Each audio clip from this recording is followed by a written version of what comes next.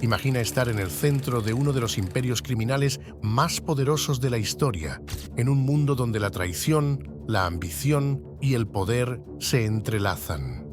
Un hombre que operó en las sombras, desconocido para muchos, pero temido por otros. Elmer Francisco Herrera Buitrago, una figura clave en el narcotráfico colombiano, logró formar parte de los más oscuros secretos del crimen organizado. Junto a José Santa Cruz Londoño y los hermanos Gilberto y Miguel Rodríguez Orejuela, Herrera jugó un papel crucial en el desplome del Cártel de Medellín y su líder, Pablo Escobar. Aunque su nombre no es tan familiar, su historia dentro del Cártel de Cali está llena de intriga y secretos que marcaron un hito en la historia del narcotráfico en Colombia. Elmer Francisco Herrera Buitrago, más conocido con el alias de Pacho Herrera, nació el 24 de agosto de 1951 en Palmira. Palmira es un pequeño municipio que se encuentra ubicado muy cerca de Cali, en el departamento del Valle del Cauca, Colombia. De Elmer se tiene poca información sobre su núcleo familiar. Se cree, y algunas versiones lo afirman, que fue hijo del pionero en el tráfico de estupefacientes en el Valle del Cauca, Benjamín Herrera Zuleta, conocido como el papá negro de la cocaína. Pacho Herrera fue un poderoso narcotraficante colombiano, del cual se le conoce por lo menos 5 hermanos: Ramiro alias Don R, Manuel conocido como El Muelón o El Odontólogo, Álvaro, José Manuel y William Herrera Buitrago, todos ellos involucrados en actos ilegales. Elmer logró llegar a los Estados Unidos en 1975 con un título de mecánico industrial y después de obtener su Social Security, comenzó a trabajar legalmente en Nemac Corporation, ubicada en la ciudad de Nueva York. Nemac era una empresa de mecánica de precisión donde se elaboraban piezas de aviones. En ese entonces, el trabajo que se hacía era supervisado por oficiales del FBI y de la Aeronáutica Civil, debido a que todo lo que se fabricaba en ese entonces era para los aviones de guerra de Estados Unidos. En ese entonces, su paga era de $7 por hora, a pesar de que el salario promedio para el personal era de tan solo 60 o 70 centavos la hora. Allí trabajó solamente 4 años, hasta 1979, debido a que era un trabajo dispendioso. Cada 6 meses se elaboraban 100 piezas de precisión y Pacho se podía demorar haciendo una sola pieza de estas entre 3 y 4 meses. Alrededor de 1983, por medio de José Santa Cruz Londoño, conoció a los hermanos Gilberto y Miguel Rodríguez Orejuela, quienes comenzaron a negociar con Herrera los derechos de suministro y distribución de sustancias ilícitas. A esta organización la denominaron Los Chemas, que más adelante se convertiría en el peligroso Cártel de Cali. Para esa época, Elmer empezó a distribuir cocaína en su barrio de la ciudad de Nueva York, donde fue arrestado y tuvo que cumplir 1 año de cárcel por cargos de venta de drogas. En prisión, compartió reclusión junto a Alejo Piña y a Jorge Elí, el Negro Pavón, sicario de Pablo Escobar, detenido por narcotráfico. Según la Administración de Control de Drogas de Estados Unidos, también diseñó una rentable operación entre 1983 y 1990. Durante ese tiempo, se dedicó a llevar y enviar divisas de forma clandestina hacia Colombia en lo que se conoce como el lavado de dólares. Los dólares que Pacho traía de Estados Unidos provenían del narcotráfico y también de algunos industriales, ya que por la situación cambiaria que había en ese tiempo no era posible que ellos los ingresaran legalmente al país. Sin embargo, la mayoría de los dólares lavados en ese entonces eran de personas que trabajaban en actividades ilícitas tanto en Colombia como en los Estados Unidos. Nunca se supo con claridad a cuántas de esas personas les trajo los dólares, porque en este negocio no se puede preguntar y mucho menos pedir explicaciones. Pero sí se supo que pudo haber lavado una cantidad cercana a los 80 o 100 millones de dólares durante ese periodo.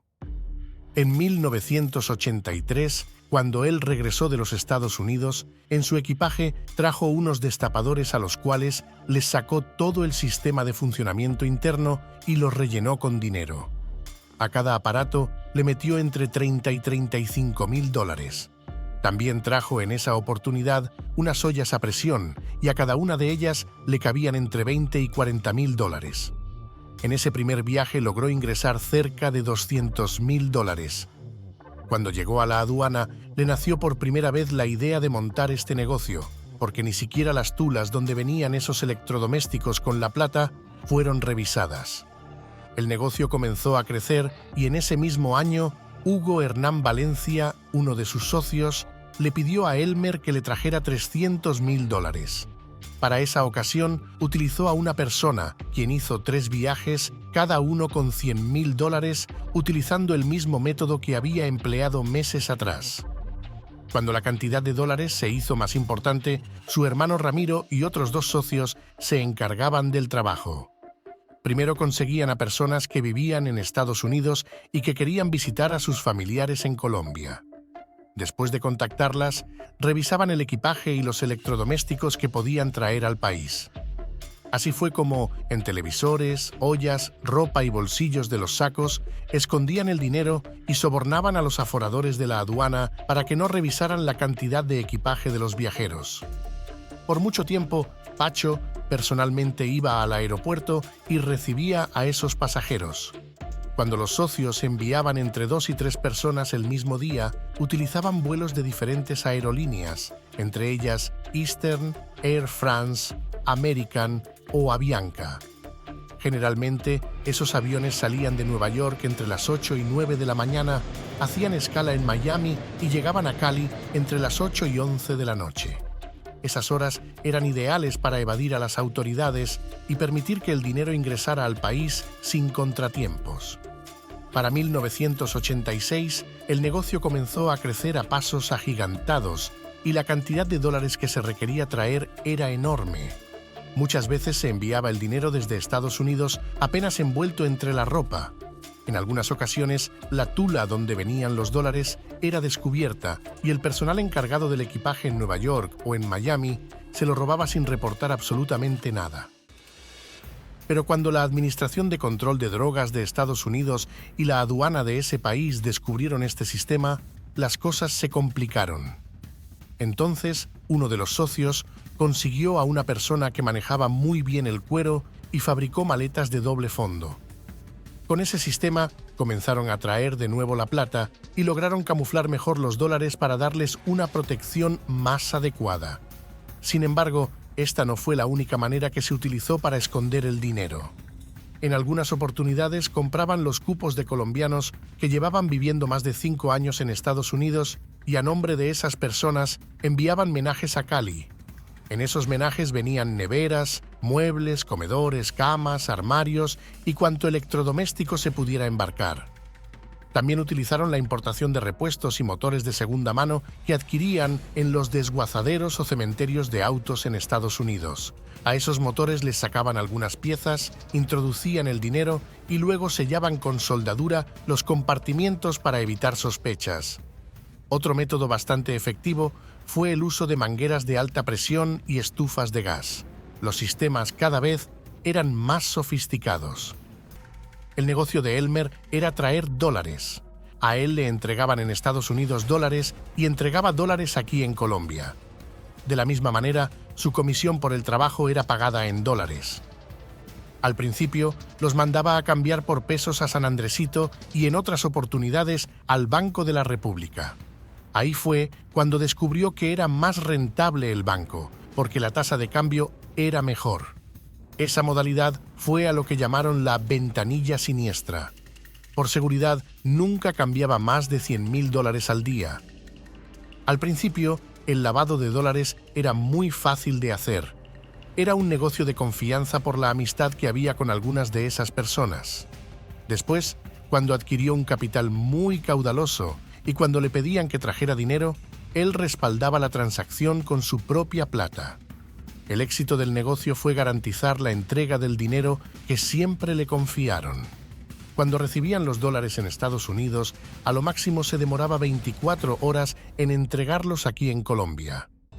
Elmer Herrera pertenecía al famoso clan Ramírez, conformado por Ricardo Ramírez Espinosa y su hija Delia Nohora Ramírez Cortés, cuñada de Pacho. Nohora estuvo incluida en la lista negra del Tesoro estadounidense, conocida como la lista Clinton. El Clan Ramírez fue una organización que se creó para dedicarse al lavado de dinero. Este operaba y tenía especial influencia en el municipio de Yamundí y en la ciudad de Cali.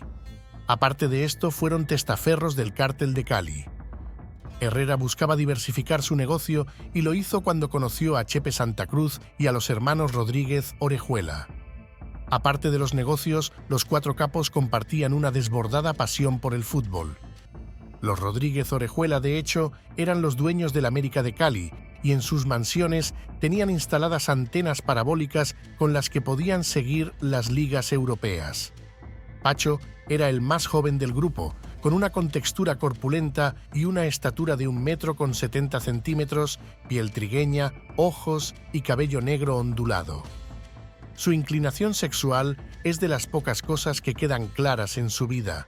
Manifestaba sin tapujos su homosexualidad, que nunca fue impedimento en el cruel mercado machista de la droga, pues fue tan despiadado como sus socios y enemigos.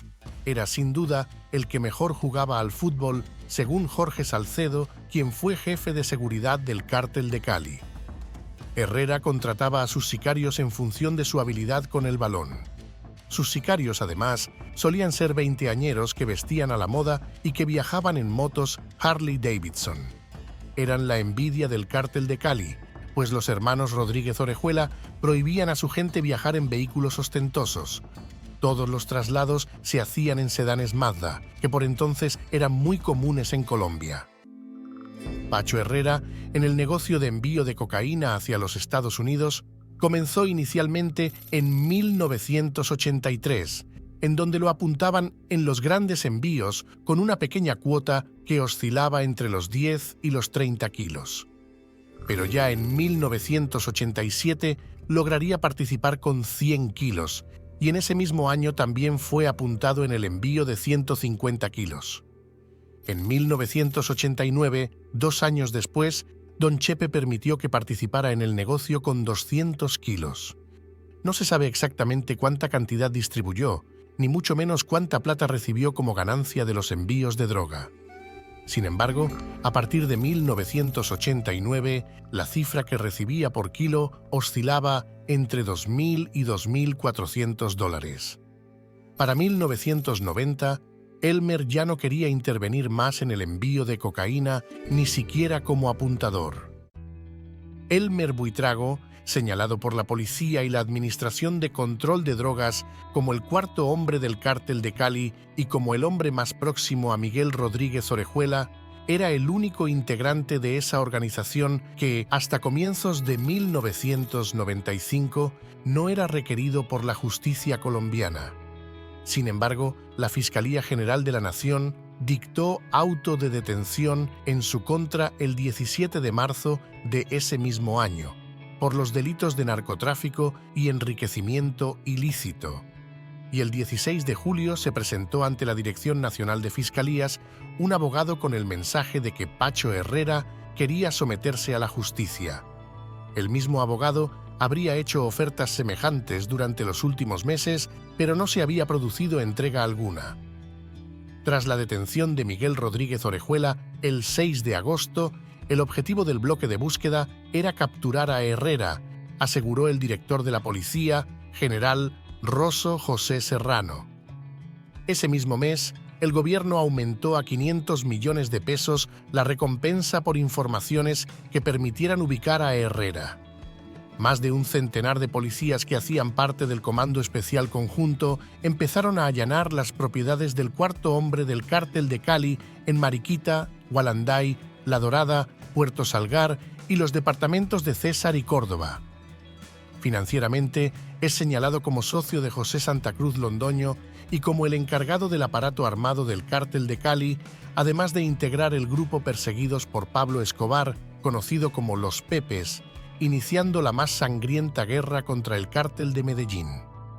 Según el Comando Especial Conjunto, también era socio de Fanor Arizabaleta en la constructora Altos del Retiro, en Bogotá. En los años 80, la relación entre el cártel de Cali y Pablo Escobar era muy buena. Las cosas cambiaron cuando el capo de Medellín pidió a los Rodríguez que le entregaran a un sicario llamado Piña.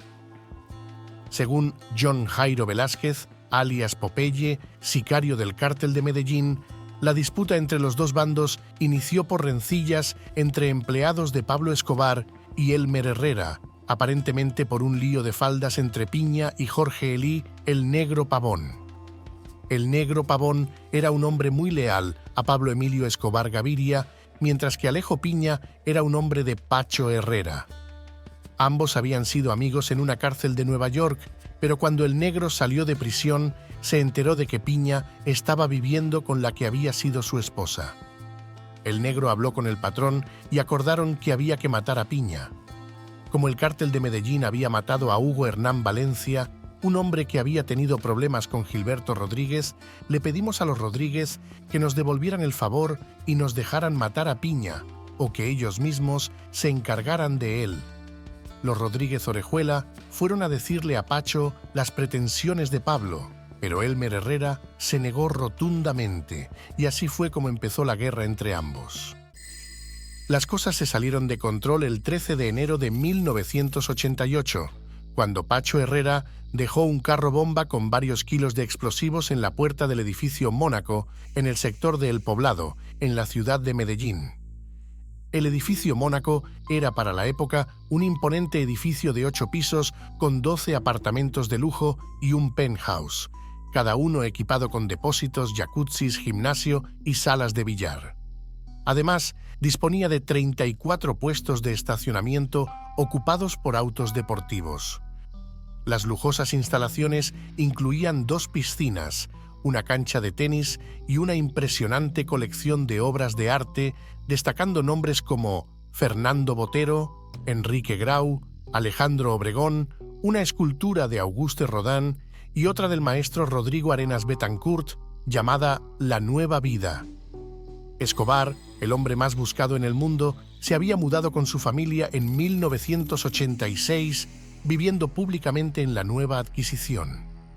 Aunque el capo no se encontraba en casa en ese momento, su familia sí estaba, y su hija Manuela estuvo a punto de quedar sorda por la explosión.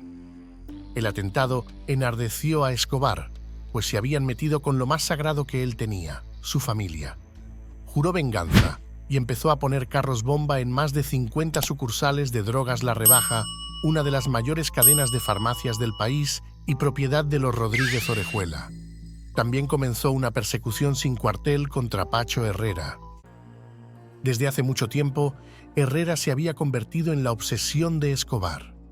Hace más de 2 años, cuando Escobar secuestró a 5 espías del cártel de Cali, Gilberto Rodríguez, para evitar que fueran asesinados, le propuso llegar a algún acuerdo de paz. Pablo planteó 2 condiciones: $5 millones como indemnización por la bomba del edificio Mónaco y la entrega de Pacho Herrera, de quien se ha rumorado es el responsable de haber llevado a cabo el atentado. Gilberto Rodríguez se negó a entregar a su socio, alegando que la bomba al edificio Mónaco no era responsabilidad del cártel de Cali. Ante la no entrega de Herrera, los 5 secuestrados fueron asesinados y al lado de sus cadáveres apareció una cartulina que decía: miembros del cártel de Cali ejecutados por intentar atentar contra personas de Medellín. Cuando Pablo Escobar tenía esa fuerte guerra contra el Estado y para poder subsanar sus gastos, le dio por secuestrar a todas las personas que él creía tenían dinero en efectivo. Para esa época, Gilberto Rodríguez Orejuela le dijo a Pacho: para tu seguridad, ya que Pablo te quiere secuestrar y va a interceptar tus comunicaciones. Además, va a buscar la manera de llegarte por todos los medios con inteligencia. Entonces, desde hoy, cuando nos llames, ¿cómo quieres que te llamemos? Él le dijo: como ustedes quieran, a mí eso no me molesta. Entonces Miguel y Gilberto le pusieron el apodo de Pacho.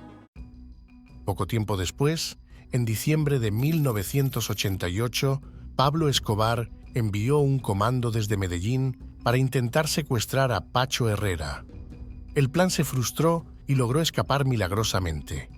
Nadie ha podido establecer cuáles son los motivos para el odio obsesivo que evidentemente Escobar le tiene a Herrera. La única intervención que tuvo Elmer en la persecución de Pablo Escobar fue de simple colaboración con las autoridades colombianas que en ese entonces estaban detrás del jefe del cártel de Medellín. La colaboración del cártel de Cali fue muy efectiva y solo fue de inteligencia, de informaciones que pagaban para dar con el paradero de Pablo y su gente. Elmer Pacho Herrera se constituyó en el principal blanco de Pablo Escobar en la guerra entre cárteles de la coca. El patrón siempre estuvo detrás de la cabeza de Pacho. En 1989, Escobar envió una maleta con 20 kilos de cocaína al exterior y le puso en el rótulo del envío el nombre de Herrera, la dirección y el teléfono de donde residía en esa época. Esa misma semana envió otra maleta también con 20 kilos de cocaína a Londres e igualmente le colocó el mismo nombre en la tarjeta del equipaje. Escobar buscaba la manera de acabar con Pacho y creyó encontrar su talón de Aquiles en su gran pasión, el fútbol. En sus múltiples residencias a lo largo de Colombia, solía construir estadios para disfrutar de partidos con sus amigos y guardaespaldas. Eran aproximadamente las 6 de la tarde de un martes 25 de septiembre de 1990, cuando comenzaban a llegar los invitados a una espectacular cancha de fútbol en la hacienda Villa de Legua, localizada en la vía entre Candelaria y Puerto Tejada, a unos 30 kilómetros de Cali, para lo que debería haber sido uno de los partidos amistosos que generalmente se hacían martes y viernes. Por otro lado, en una finca de la vereda de San Rafael, 30 hombres fuertemente armados, de origen antioqueño y contratados por Brances Muñoz Mosquera, alias Tyson, lugarteniente de Pablo Escobar, se disponían a salir hacia Puerto Tejada. Sin embargo, uno de los carros en que se movilizaban presentó fallas mecánicas y por lo tanto solamente 23 sicarios continuaron en 3 vehículos, un Jeep Trooper de color negro, un Renault 21 gris y una camioneta Luf roja. Tras lograr evadir un retén militar y presentarse como miembros de las Fuerzas Armadas, entraron en la finca a las 7:15 de la noche. El equipo Los Pachos, vestidos con camiseta roja, dirigido por el Pitillo Valencia y Eduardo Perdigón, exjugadores profesionales del América de Cali, iba ganando 4-3 al equipo de verde. Faltaban solamente 15 minutos para terminar el partido cuando los 3 vehículos irrumpieron en la hacienda con personal fuertemente armados y vestidos con prendas de uso privativo del Ejército y la Policía Nacional. Después de disparar indiscriminadamente contra la cocinera, 4 vigilantes y 4 mayordomos que se encontraban en la entrada de la finca y en la cocina, los sicarios se dirigieron hacia la cancha de fútbol donde alrededor de 120 personas disfrutaban del partido. Alertados por la balacera, la mayoría de los jugadores y los espectadores alcanzaron a huir por unos cañaduzales que rodean la propiedad. Mientras otros de los atacantes improvisaban un retén en la carretera y disparaban contra un vendedor de chance y un empleado del ingenio Mayagüez que transitaban por la zona, los autores de la masacre de lo que parecía ser una nueva ofensiva de la guerra entre cárteles huyeron con dirección al departamento del Cauca. Detrás de ellos habían quedado tendidos 19 cadáveres, incluyendo al árbitro del partido. El operativo estaba dirigido contra Francisco Pacho Herrera, considerado como el propietario de la hacienda, aunque ésta se encontraba a nombre de un testaferro. Mucho se ha especulado sobre quién o quiénes asistían al partido. Se decía que Pacho Herrera y Miguel Rodríguez Orejuela se encontraban allí y habrían huido por los cañaduzales, pero esta versión fue negada por los testigos y sobrevivientes del hecho. Otra versión aseguraba que 2 de los hermanos de Pacho Herrera estaban presentes ese día y lograron escapar con vida. La única verdad es que quien montó el operativo, trasladando a 30 personas desde Antioquia hasta el Valle del Cauca con toda clase de armamentos y un gran apoyo logístico, no podía ir sino detrás de uno o varios peces gordos del cártel de Cali. Ni los hermanos de Pacho Herrera ni ninguno de los cocineros o trabajadores que fueron asesinados justificaban una operación que tuvo que haber sido planeada durante semanas. Por lo tanto, estuviera o no estuviera presente, el objetivo tenía que ser Elmer Herrera. Al otro día de la masacre, la Tercera Brigada del Ejército incautó una caleta con armas y uniformes de las Fuerzas Armadas en una finca situada a pocos kilómetros de Santander de Quilichao. Todo parecía indicar que los fusiles R-15, AM-4, AUG y Galil, incautados esa noche, fueron las armas utilizadas en la matanza de Villa de Legua y que la finca de Santander habría sido la base de operaciones de los sicarios. Este no sería el único atentado al que se enfrentaría el capo del Cártel de Cali. 8 meses después, a las 8:50 de la noche del sábado 27 de julio de 1991, Herrera escapó a otro atentado registrado en el balneario Las Brisas sobre la vía Cali-Jamundí. En esa ocasión, 17 personas perdieron la vida y otras 13 resultaron heridas. En el lugar se encontraban aproximadamente 100 personas cuando, de la nada, aparecieron hombres encapuchados en una camioneta Ford 350. Todos ellos vestían de negro con brazaletes rosados en el brazo izquierdo, armados con subametralladoras y fusiles R-15. Comenzaron a disparar indiscriminadamente contra todos los asistentes para luego huir en el mismo vehículo en que llegaron y en un taxi que se encontraba estacionado en el sitio del atentado.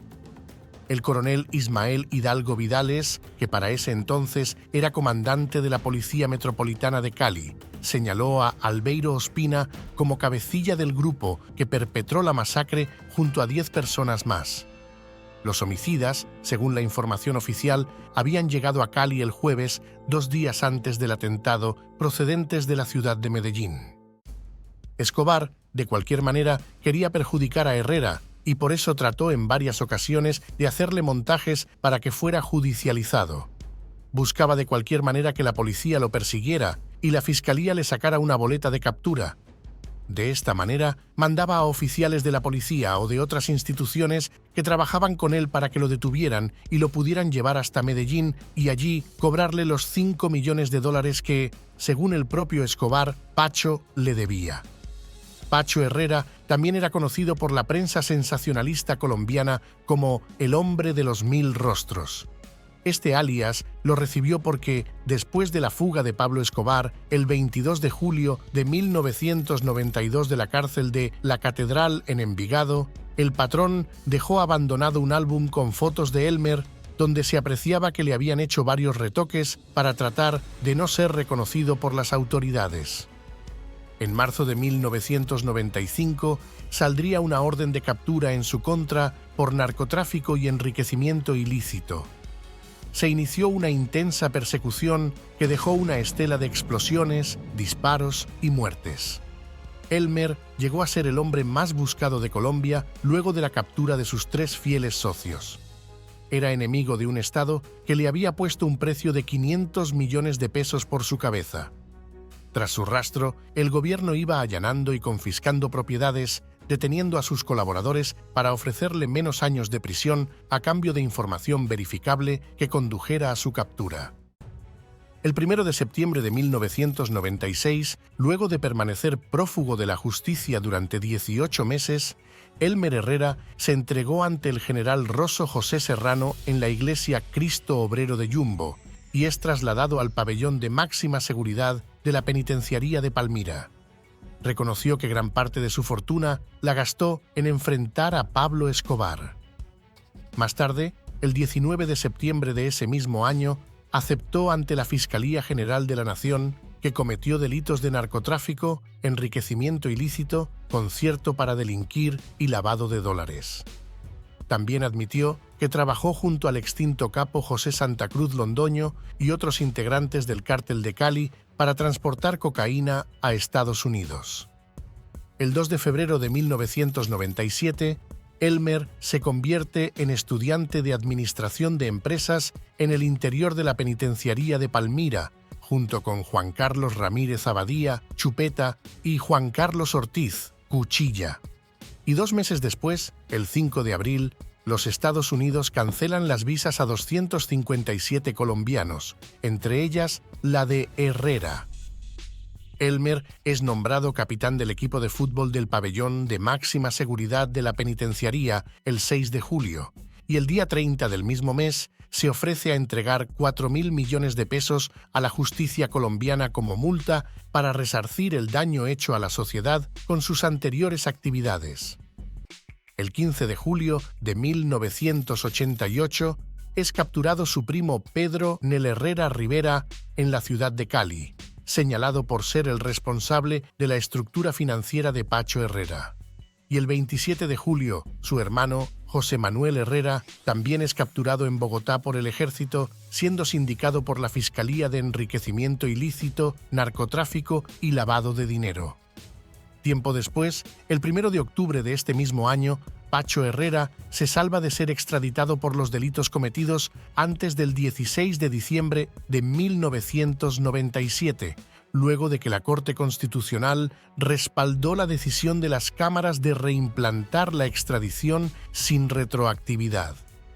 Elmer Pacho Herrera era uno de los jefes del Cártel de Cali solicitado en extradición por Estados Unidos, al igual que los hermanos Miguel y Gilberto Rodríguez y Juan Carlos Ramírez Abadía, alias Chupeta, por cargos de tráfico internacional de narcóticos.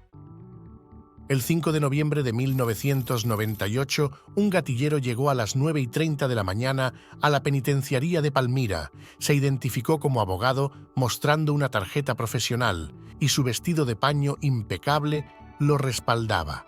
Sacó su cédula número 18.152.686, expedida en La Hormiga, Putumayo, que lo identificaba como Rafael Ángel Uribe Serna, de 32 años. Dijo que iba a visitar a Luis Fernando Lozano García, quien se encontraba recluido por hurto calificado. Con una tranquilidad impecable, atravesó el callejón que conduce a la entrada del pabellón de alta seguridad, cruzó el detector de metales y los 2 puestos de control sin levantar la menor sospecha.